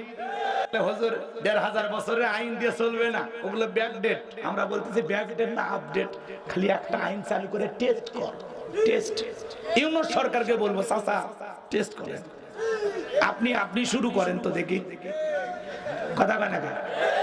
মানুষ বিপদে পড়লে দোয়া ইউনূস পড়ে না, লা ইলাহা ইল্লা আনতা সুবহানাকা ইন্নী কুনতু মিনাজ জালিমিন।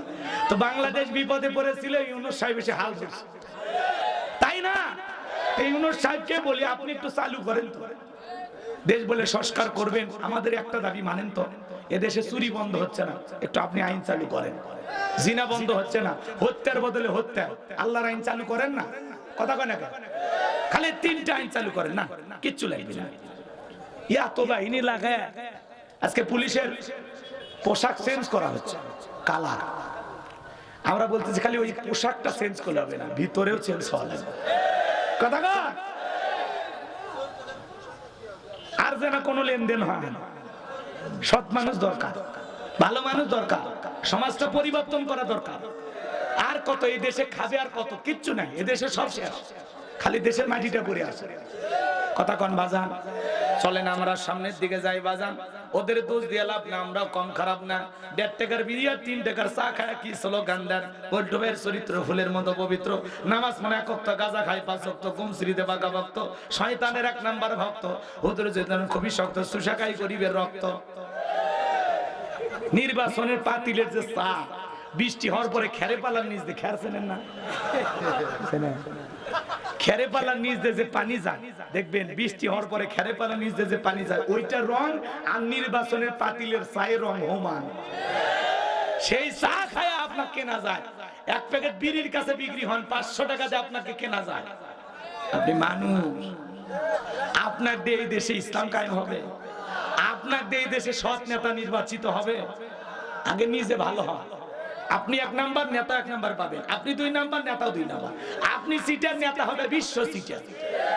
আগে নিজে ভালো হয়। আপনি 500 টাকার জন্য বিক্রি হয়ে যাবেন। হ্যাঁ, এই দেশে আছে, আপনারা বিক্রি করেন, ঠিক আছে, ভালো করে দরদাম করে বেচবেন। এইবার 16 বছরের দাম একবারে নেবেন। জীবনে তো খাননি, টাকার মুখ দেখছেন। যেই টাকা ইনকাম করলে পাওয়া যায় সেই টাকা বলে আমি নেতার কাছ থেকে নেবো কেন? উনি যদি নির্বাচন করতে গিয়ে 5 কোটি টাকা খরচ হয়, তো নির্বাচনে পাশ করার পরে টাকা তোলা লাগবে না? তাহলে দোষ কি ওনার না আমাদের? আর ওনার যদি নির্বাচন করতে গিয়ে 5,000ও খরচ না হয়, উনি কি দুর্নীতি করবে? দোষ নেতার দিয়ে লাভ নাই, দোষ হলো জনগণের। গাছের গোড়া ঠিক মাথা ঠিক। আসুন তো ভালো মানুষ হওয়ার চেষ্টা করি। একজন তেঁতুল গাছের নিচে হাত তুলছে, দোয়া করতেছে, আল্লাহ এই তেঁতুল গাছের ভিতরে রাজশাহীর ফজলি আমদে, রংপুরের হাড়িভাঙ্গা দে, ও আল্লাহ নওগাঁ সাপাহারের আমরুপালি আমদে, আর চাপাই নবাবগঞ্জের মিষ্টি কাটিমন আমদে। আল্লাহ বলে, পাগল রে, চোখটা খুলে দেখ কোন গাছের নিচে দোয়া ধরেছিস। তেঁতুল গাছের নিচে দাঁড়ায়া কিয়ামত পর্যন্ত আম চাইলে যেমন পাওয়া যাবে না, নির্বাচনের আগে টাকার বিনিময়ে ভোট বিক্রি করে ওমরের মতো নেতা চাইলে দেশে পাওয়া যাবে না। আপনি যখন হাত তুলে বলেন, আল্লাহ এই দেশের নেতাদেরকে উমরের মতো বানায় দাও, আল্লাহ তখন ডেকে বলে, বিশ্ব সিটার, উমরের দেশে থাকার মতো জনগণ হতে পেরেছিস। আমরা যখন বিপদে পড়ে ফেলি চোখের পানি, আল্লাহ বলে, বাংলাদেশের মুসলমান তোরা যে কত নাম্বার সিটার, ওইটা আমি আল্লাহ ভালো করে যায়। এই জন্য বাজান, যদি তালুকদার বংশের মতো কলিজাটা বড় হয়ে থাকে, ডান হাত তুলে বলেন, নির্বাচনকে কেন্দ্র করে কোন নেতার কাছে একটা টাকাও খাবেন না। হাত তোলেন, লিল্লাহে তাকবীর। আপনার এই পবিত্র আমানত, সৎ মানুষ, যোগ্য মানুষ, ভালো মানুষ, নেককার, আল্লাহওয়ালা, দিনদার, এদেরকে দেখে দেবে। কথা কয় না কে? ঠিক আছে তো ইনশাআল্লাহ। আমরা সোনার মানুষ চাই, সৎ মানুষ চাই, যেই দলেরই হোক, ভালো নেতা দরকার। কথা কয় না কে? যারা এই দেশের প্রতি দরদ, ভালোবাসা, যারা এই জনগণকে ভালোবাসে, ও নির্বাচনের মার্কাজে কয়দিন নেতার আনাগোনা, সে কয়দিন ভোট নেওয়া শেষ, ঢাকার যে বসে থাকবেন, ওই নেতার দরকার নেই। কথা কয় না কে? হ্যাঁ, সংসদ চললে তো ঢাকা 2-4 দিন থাকালে সেটা ভিন্ন কথা। আমি এই কথাগুলো বলে কি অপরাধী করলাম ভাই? হ্যাঁ, নির্বাচনের আগে দেখবেন বাপরে বাপ, অলি গলি ঘুরি, কিন্তু পাস করলে আর পাওয়া যায় না। 5 বছর পরে এসে অভিনয় করে। আমি 3 বছর ডায়াবেটিস হাসপাতালে ছিলাম, 1 বছর জ্বর, সর্দি, গলা ব্যথা, তোকে নেতা আমার হসে কি? তুমি যখন এত অসুস্থ নেতা হলে বিকে তোমার এই জন্য বলতেছি, খবরদার জনগণের সাথে আপনারা তামাশা করবেন না। কাজ করলে ভালো করে করবেন, জবানের দাম রাখবেন, ঠিক আছে? লিল্লাহি তাকবীর। তাহলে এই সমাজে আল্লাহ যেন এদিক খেয়াল করে, সকল বালা মুসিবত থেকে আমাদেরকে হেফাজত করে। আল্লাহ যেন বাংলাদেশের শান্তি ফিরায় দেন। একটু জোরে বলেন আমিন। তাহলে ফাসাল্লি লিরাব্বিকা ওয়ানহার, 1 নাম্বার হলো রবির উদ্দেশ্যে সালাত আদায় করা লাগবে। নামাজ হবে একমাত্র কার জন্য? قد أفلح المؤمنون الذين هم في صلاتهم خاشعون, যারা নিজেদের সালাত বিনয়ের সহিত, নম্রতার সহিত, আল্লাহর ভয় নিয়ে আদায় করে। আপনি আমি যখন সালাতে দাঁড়িয়ে যাব, অন্তরে ভয় থাকবে কার?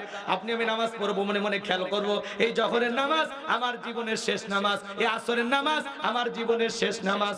আল্লাহ তাআলাকে রাজি খুশি করার জন্য ফাসাল্লি লিরাব্বিকা, একমাত্র রবের উদ্দেশ্যে, আল্লাহকে পাওয়ার জন্য কারা কারা আজ থেকে নামাজ আদায় করবেন? 2 হাত তুলে আল্লাহকে দেখান। আল্লাহ আমাদের সবাইকে 5 ওয়াক্ত নামাজি বানায় দেন। জোরে বলেন আমিন। আর একটু জোরে বলেন আমিন। হাত নামান। এইবার 2 নাম্বার কাজ হলো ওয়ানহার। এদিক রাগ করেন না তো? রাগ করেননি? ওয়ানহার মানে কি? কুরবানি করা।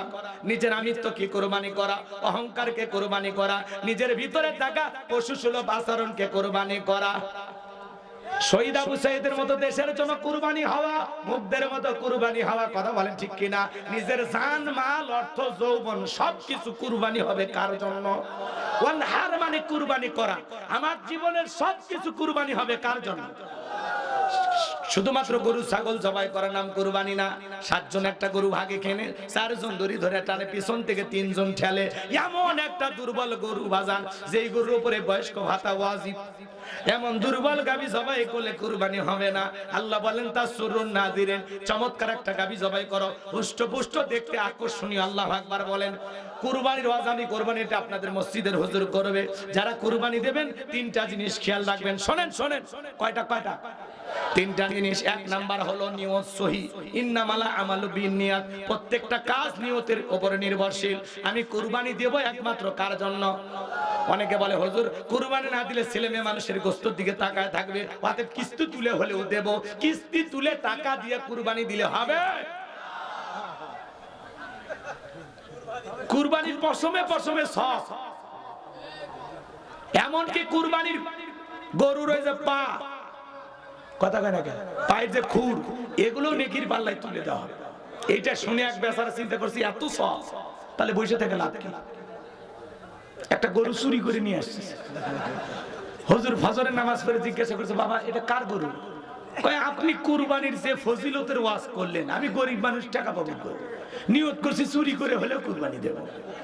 তো হুজুর বলতেছে, বাবা চুরি করে গরু কুরবানি দিলে তো হবে না। তখন বলছে, হুজুর আমি জানি আপনি ফতোয়া দিবেন, কিন্তু যে সবের কথা বলছেন হুজুর, ওই কুরবানির সব আর চুরি করার গুনাহ দুটো যাবে কাটাকাটি, মাঝখানে গোশত খাবো ফাও। এরকম কিছু লোক সুবিধা দিয়ে আছে না? চুরি করা গরু দিয়ে কুরবানি দিলে হবে। কেউ চিন্তা করতেছে, হুজুর আমি হজে যাব, তো কি করো? ডাকাতি করে টাকা জমাইতেছি। আচ্ছা ডাকাতির টাকা দিয়ে হজ করলে হবে ভাই? রাগ করতেছে? চুরি করা গরু দিয়ে কুরবানি, কথা কয় না? চুরি করা কি সবের কাজ না গুনাহের কাজ? জায়েজ না হারাম? একটু ভালো হয়ে যায়। আমার ভাইরা সামনের দিকে যায়, লম্বা করার কোনো সুযোগ নাই। তাহলে এক নাম্বার নিয়ত হলো কুরবানি আল্লাহর জন্য। দুই নাম্বার হলো হালাল টাকা দিয়ে কুরবানি দেওয়া লাগবে। শুড বি হালাল, আপনার ইনকামটা বৈধ হওয়া লাগবে। হালাল ইনকাম থেকে, হালাল উপার্জনের টাকা থেকে কুরবানি দেওয়া লাগবে। সুদের টাকা, ঘুষের টাকা, দুর্নীতির টাকা, টেন্ডারবাজি, সাদাবাজির টাকা দিয়ে কুরবানি দিলে হবে? আল্লাহ পবিত্র, তিনি পবিত্র বস্তুকে ভালোবাসেন। হালাল উপার্জনের অর্থ থেকে কুরবানি দেব ইনশাআল্লাহ। আর তিন নাম্বার, ফাসল্লি লিরাব্বিকা ওয়ানহার, আগে নামাজ পড়ো তারপরে কুরবানি করো। নামাজ যেই রবের জন্য, কুরবানি সেই রবের জন্য। আল্লাহু আকবার বলে। কোন বেনামাজির সাথে ভাগে কুরবানি দেবেন না, সুদখোর ঘুষখোরের সাথে ভাগে কুরবানি দেবেন না।